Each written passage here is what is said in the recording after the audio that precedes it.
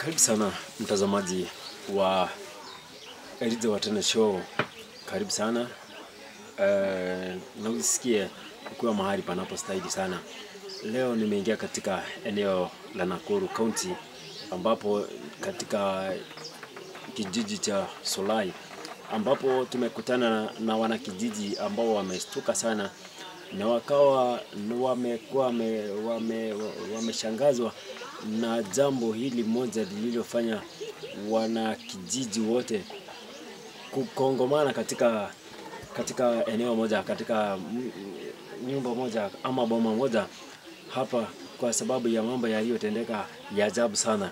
Tunapata tunaambiwa ya kwamba kuna mbuzi aliyeongea kama mtu, na huyu mbuzi alikuwa mzee mmoja katika kijiji hichi, na kulingana na huyu mbuzi kuna maneno aliyosema na akaacha wanakijiji wakiwa wameshangaa sana.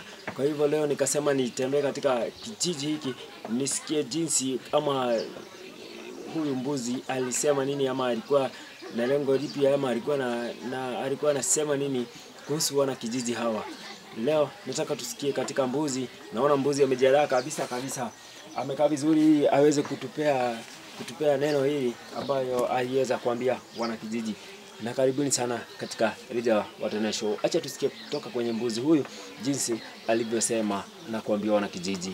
Karibu sana bwana mbuzi. Tumeona, nimesikia mambo hiyo yasema ni mambo yaliyoshangaza watu sana katika kijiji hiki. Unakuona ati wewe ni mbuzi ama ni kondoo, ukaweza kuongea. Nataka uambie hawa watu wanaojiangalia hii show ya Eliza Watene jinsi ama ulikuwa na nini kuambia wanakijiji. Karibu sana bwana mbuzi.